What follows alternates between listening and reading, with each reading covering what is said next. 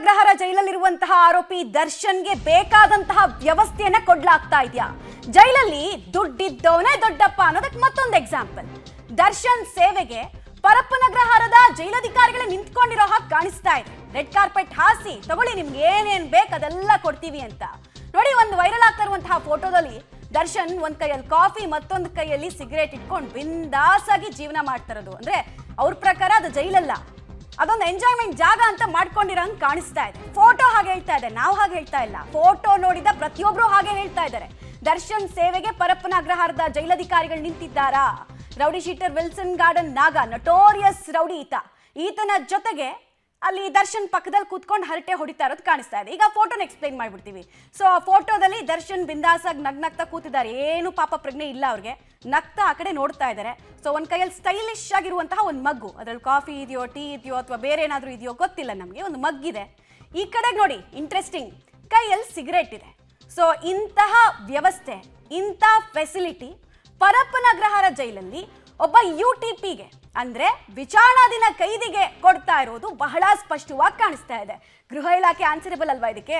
ಜೈಲಿನ ಅಧಿಕಾರಿಗಳ ಆನ್ಸರೇಬಲ್ ಅಲ್ವಾ ಇದಕ್ಕೆ? ಸೊ ಪ್ರಶ್ನೆ ಮಾಡ್ತಾ ಇದೀವಿ, ಜನ ಕೂಡ ಪ್ರಶ್ನೆ ಕೇಳ್ತಾ ಇದ್ದಾರೆ. ದರ್ಶನ್ ಅಭಿಮಾನಿಗಳು ನೋಡ್ಬೇಕು ಇದನ್ನ. ನಿಮ್ ಬಾಸ್ ನೋಡಿದ್ರೆ 10 kg ಕಡಿಮೆ ಆದ್ರು, 5 kg ಕಡಿಮೆ ಆದ್ರು ಅಂತ ಸಾಕಷ್ಟು ಕಡೆಗಳಲ್ಲಿ ಅವ್ರ ಬಗ್ಗೆ ಸಿಂಪತಿ ಮೂಡುವಂತ ಒಂದು ಪೋಸ್ಟ್ಗಳನ್ನೆಲ್ಲ ಹಾಕೊಂಡು ತಿರುಗ್ತಾ ಇದ್ರಲ್ಲ, ನೋಡಿ ಅಲ್ಲ, 5 kgನೂ ಕಡಿಮೆ ಆಗಿಲ್ಲ, 10 kgನೂ ಕಡಿಮೆ ಆಗಿಲ್ಲ. ಬಹಳ ಬಿಂದಾಸಾಗಿ ಅವ್ರ ಲೈಫ್ ಸ್ಟೈಲ್ ಇದೆ ಜೈಲೊಳಗೆ ಅನ್ನೋದು ಗೊತ್ತಾಗ್ತಾ ಇದೆ. ಇನ್ನೊಂದು ಕಡೆಗೆ ಅವ್ರ ಪಕ್ಕ ಇರೋರು ಇದಾರಲ್ಲ, ಅವರು VVIP, ಮತ್ತೊಬ್ರು VVIP. ಯಾರು? ರೌಡಿ ಶೀಟರ್ ಮಹೇಶನ ಹತ್ಯೆ ಮಾಡಿದಂತಹ ಮತ್ತೊಬ್ಬ ರೌಡಿ ಶೀಟರ್ ವಿಲ್ಸನ್ ಗಾರ್ಡನ್ ನಾಗ. ಅವ್ರ ಗ್ಯಾಂಗ್ ಜೊತೆಗೆ ಜೈಲಲ್ಲಿ ಹೋದ್ರು. ಸೊ ಮೀಟ್ ಆಗಿರೋದು ಈಗ ದರ್ಶನ್ ಜೊತೆಗೆ. ಈ ಬಗ್ಗೆ ಮಾತನಾಡೋದಕ್ಕೆ ನಮ್ಮ ಜೊತೆಗೆ ಮಾಜಿ ಗೃಹ ಸಚಿವರಾಗಿರುವಂತಹ ಆರ್ಗ ಜ್ಞಾನೇಂದ್ರ ಅವರು ಸಂಪರ್ಕದಲ್ಲಿದ್ದಾರೆ. ಸರ್ ನಮಸ್ಕಾರ.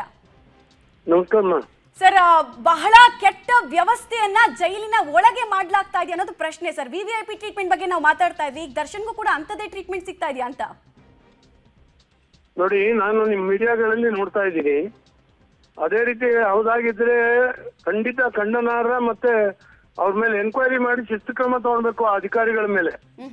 ಇದು ಸೆರೆಮನೆ, ಇದು ಅರಮನೆ ಅಲ್ಲ. ಇದು ಹೇಗಿರ್ಬೇಕು ಹಾಗೆ ಇರಬೇಕು. ಕೆಲವು ಜೈಲ್ ಮೆನು ಇದೆ, ಅದೇ ರೀತಿನೇ ಅವರಿಗೆ ಟ್ರೀಟ್ಮೆಂಟ್ ಮಾಡಬೇಕು, ಕೊಡ್ಬೇಕು ಸೌಲಭ್ಯಗಳು ಅಷ್ಟೇ.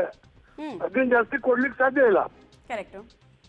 ನಾನು ಹೋಮ್ ಮಿನಿಸ್ಟರ್ ಆಗಿದ್ದಾಗಲೂ ಕೂಡ ಇದೇ ರೀತಿ ಒಂದ್ಸರಿ ರೈಡ್ ಆಗಿ ಈ ಕೆಲವು ಗಾಂಜಾ ಅದು ಇದು ಪತ್ತೆ ಆಗಿದ್ದು, ಪತ್ತೆ ತುಂಬಾ ಜನ ಜೈಲು ಅಧಿಕಾರಿಗಳನ್ನು ಸಸ್ಪೆಂಡ್ ಮಾಡಿ ಇಡೀ ಜೈಲಿನ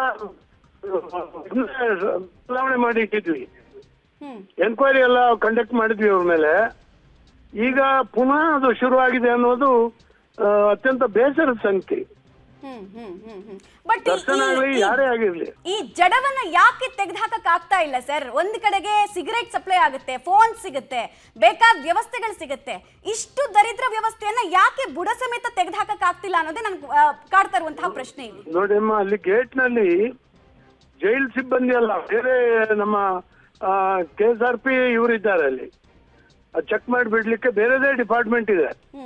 ಅವರು ಎಲ್ಲ ಇನ್ವಾಲ್ವ್ ಹಾಕಿ ಬಿಡ್ತಾರ ಅಂತ ಅನುಮಾನ ಇದೆ. ಇದನ್ನ ಎನ್ಕ್ವೈರಿ ಮಾಡಿ ಸರಿಯಾದ ಸ್ಟ್ರೀಮ್ ಮಾಡುವಂತ ಅವಶ್ಯಕತೆ ಇದೆ. ಯಾಕಂದ್ರೆ ಇವತ್ತು ರೌಡಿಗಳು, ಸಮಾಜ ವಿದ್ರೋಹಿಗಳು ಇವರೆಲ್ಲ ಅಲ್ಲಿ ಒಳಗಡೆ ಇದ್ದಾಗ ಅವ್ರಿಗೆ ಪಶ್ಚಾತ್ತಾಪ ಆಗಿ ಅವ್ರು ಬದಲಾವಣೆ ಆಗ್ಬೇಕು ಜೈಲೊಳಗೆ ಅನ್ನೋದು ಒಂದು ಕಾನ್ಸೆಪ್ಟ್.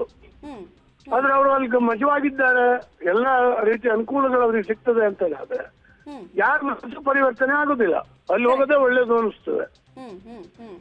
ಮನ ಪರಿವರ್ತನೆ ಆಗ್ಬೇಕಲ್ಲ, ಅಲ್ಲಿ ಪಶ್ಚಾತ್ತಾಪ ಆಗ್ಬೇಕು ಅಲ್ಲಿ ಜೈಲಿಗೆ ಹೋಗಿದ್ದಕ್ಕೆ ಅವರಿಗೆ. ಸರ್, ಇದು ನಾವು ನೀವು ಮಾತಾಡ್ತೀವಿ, ಬಟ್ ಇಲ್ಲಿ ನಮ್ಗೆ ಇನ್ನೊಂದು ಟೆಕ್ನಿಕಲ್ ಪ್ರಶ್ನೆ ಇರೋದು, ಸಿಬ್ಬಂದಿಗಳ ಕೊರತೆ ಏನಾದ್ರೂ ಇದೆಯಾ? ಯಾಕಂದ್ರೆ ನಾವು ಕೇಳ್ಪಡ್ತಾ ಇದ್ವಿ 5,000 ಕೈದಿಗಳಾದ್ರೆ, ವಿಚಾರಣಾಧೀನ ಕೈದಿಗಳು ಸೇರಿದಂತೆ ಕೈದಿಗಳು ಎಲ್ಲರೂ ಇದ್ದಾರೆ ಅಂತ. ಸೊ ಅವ್ರನ್ನೆಲ್ಲ ಹ್ಯಾಂಡ್ಲ್ ಮಾಡೋದಕ್ಕೆ ಜೈಲಿನ ಸಿಬ್ಬಂದಿಗಳ ಕೊರತೆ ಇದೆ ಅಂತ ಕೇಳ್ಪಡ್ತಾ ಇದ್ವಿ. ಅದ್ ನಿಜಾನಾ? ಅದಕ್ಕೋಸ್ಕರ ಈ ರೀತಿ ಬೇಕಾಬಿಟ್ಟಿ ಸ್ವೇಚ್ಛಾಚಾರಗಳು ಆಗ್ತಾ ಇದೆಯಾ ಅಲ್ಲಿ? ಆಗಿಲ್ಲ, ಸಿಬ್ಬಂದಿ ಒಂದಷ್ಟು ಜನ ಇದ್ದಾರೆ, ಬಟ್ ಅವರ ಬೇಜವಾಬ್ದಾರಿಯಿಂದ ಇದಾಗ್ತದೆ. ಸಿಬ್ಬಂದಿ ಕಮ್ಮಿ ಇದ್ರೆ ಇದಕ್ಕೆಲ್ಲ ಅವಕಾಶ ಕೊಡ್ಬೇಕು ಅಂತ ಏನಿಲ್ಲ. ಮತ್ತೆ ಅಲ್ಲಿ ಜೈಲೊಳಗಿದ್ದಾರೆ ಎಲ್ಲರೂ ಈ ರೀತಿ ಮಾಡಲ್ಲ. ಇವ್ರ ಮೇಲೆ ಕೆಲವ್ರ ಮೇಲೆ ಕಣ್ಣಿಡ್ಬೇಕಲ್ಲ, ಕೆಲವೇ ಜನರ ಮೇಲೆ. ಹಾಗಾಗಿ ಒಂದು ಜೈಲ್ ಸಿಬ್ಬಂದಿ ಕಮ್ಮಿ ಇದೆ, ಅದು ಎರಡು ಮಾತಿಲ್ಲ. ಆದ್ರೆ ಇರೋರು ನೆಟ್ಟಿಗೆ ಕೆಲಸ ಮಾಡಿದ್ರೆ ಇವೆಲ್ಲ ಹೋಗಲ್ಲ. ಸಿಗರೇಟ್ ಹೇಗೆ ಬರ್ತದೆ, ಗಾಂಜಾ ಹೇಗೆ ಬರ್ತದೆ, ಬಹಳ ಬೇಸರದ ಸಂಗತಿ ಇದು. ಈ ವ್ಯವಸ್ಥೆ ಸರಿ ಹೋಗೋ ಬದಲು ವ್ಯವಸ್ಥೆ Right. ಇನ್ನೂ ಉಲ್ಬಣಾವಸ್ಥೆಗೆ ಹೋಗ್ತಾ ಇದೆ ಅಷ್ಟೇ. Right sir, right. Thank you public TV ಜೊತೆಗೆ ಮಾತನಾಡಿದಕ್ಕೆ. ಇದು ಮಾಜಿ ಗೃಹ ಸಚಿವರಾಗಿರುವಂತಹ ಆರ್ಗ ಜ್ಞಾನೇಂದ್ರ ಅವ್ರ ರಿಯಾಕ್ಷನ್ ಆಗಿತ್ತು. ಅವ್ರು ಹೇಳ್ತಾ ಇದ್ರು, ಒಂದು ಸಿಬ್ಬಂದಿಗಳ ಕೊರತೆ ಇರೋದು ನಿಜ ಅಂತ.